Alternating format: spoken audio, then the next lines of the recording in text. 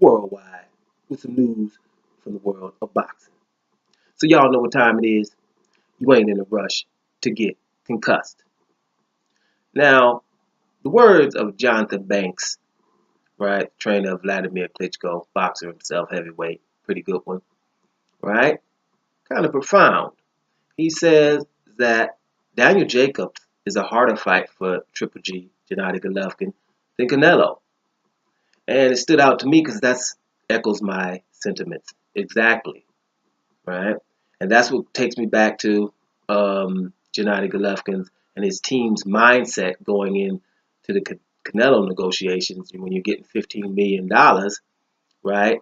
Then I think you're taking that because you're going to get a rematch clause and you're going to get more money then, like all other fighters have done.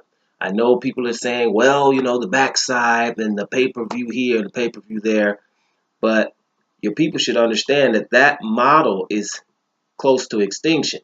Still, Canelo's the face of boxing, and Gennady Golovkin has a very high profile, understood, but it's not exactly positive that you're going to get a lot of money on the back end of that.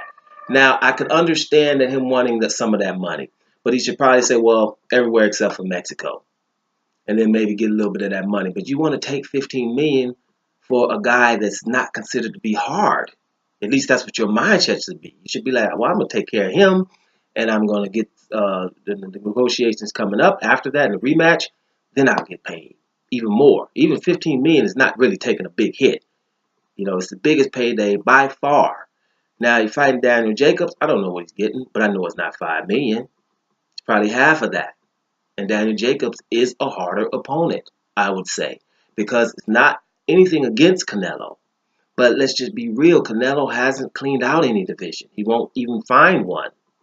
Let alone clean one out. He's been fighting at 155. When he did, he fought at 154 and took Liam Smith. Right? Instead of the Andrades, the Charlos, or anybody else of the world, the Lauras. Imagine someone else having a fight that close with Laura. Most people would have been outraged. You have to have a rematch. That didn't even have to happen. So you were going to get $50 million to fight someone who hasn't really, really done much. He's done enough for a 25-year-old guy. Let's not get it twisted. He still should be heralded as something special, but not the face of boxing. He hasn't even, 154 was there for him. There's a whole lot of stuff to do there. A whole lot of boxers. Great champions that all wanted to fight him. Nothing happened. So you're going to get a chance to fight someone smaller than you who doesn't have more punching power than you, and you don't take $15 million to do so, knowing that you're going to beat him and get a lot of money. That's the backside. The rematch. That should be your backside. So I'm with Jonathan Banks on this. I think Daniel Jacobs is a hard opponent, and I think there's a whole lot of other opponents harder than or much more talented than Canelo that he's going to get paid a lot less to fight, right? That expiration date for that Canelo versus GGG fight is approaching rapidly because let's be real about this. Let's be real.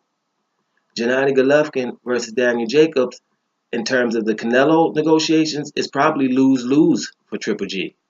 Let's just go from the scenario of Triple G demolishes Daniel Jacobs. Triple G, man, Jacobs in round 2, a left hook right combination, and he went down for the count. Smelling salt. Whatever happened, right? What if that was the scenario? Do you think Canelo and them going to be in a rush to do anything after that? Really? They feel like they've done enough up until now, offering $15 million. You think they're going to do anything to fight the dude who just demolished the second best guy in the middleweight division? I don't really see it happening then, right? And the thing about Canelo's camp is they know they can pick circus fights and still get away with it. They know that. Liam Smith, easiest guy at 154, had a title that he just got. Didn't fight the guy who they stripped of the title undefeated, did they? Didn't have to. They're still an audience. I'm going to fight Amir Khan. The name that I know I can beat. Pull up. Chin problems. There's a demand for it. No one says anything, right? Now I'm going to fight Chavez Jr. at 164.5. And people are actually waiting for Cinco de Mayo, May 6th, waiting for that fight. So he knows he can get away with this. There's no one telling him you can't.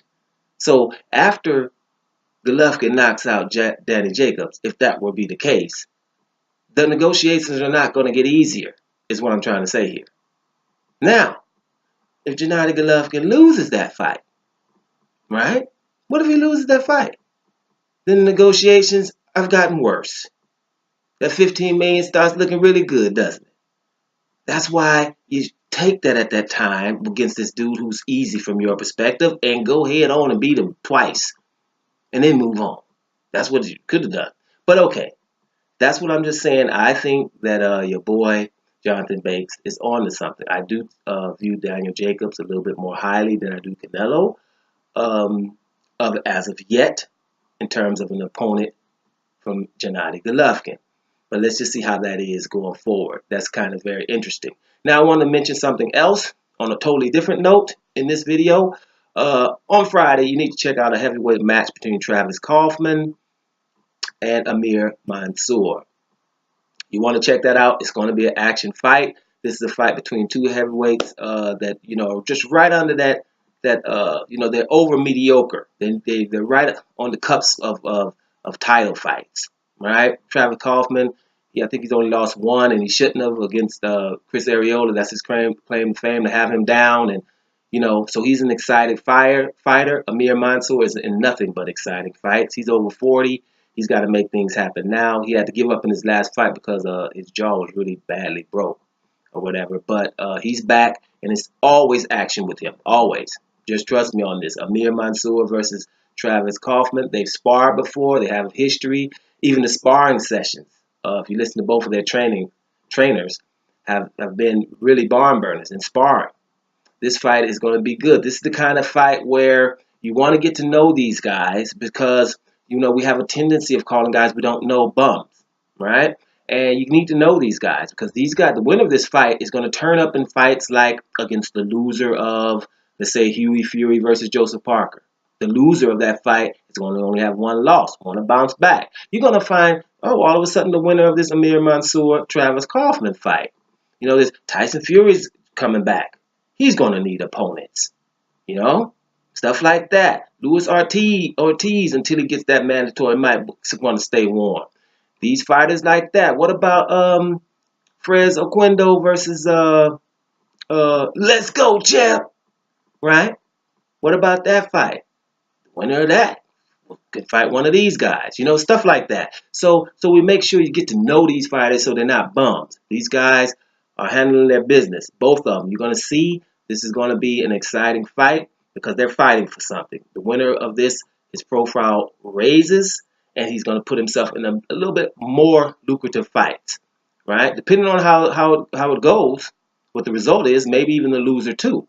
But the winner would definitely have done something special, and you'll see his name in a lot of fights coming up moving forward. So check that fight out too, and that's on Friday, right? Warming us up for Triple G versus Daniel Jacobs. So that's a little boxing news for y'all. Y'all know what's up. Doma Sports Talk Worldwide, and I'm up out of here, y'all.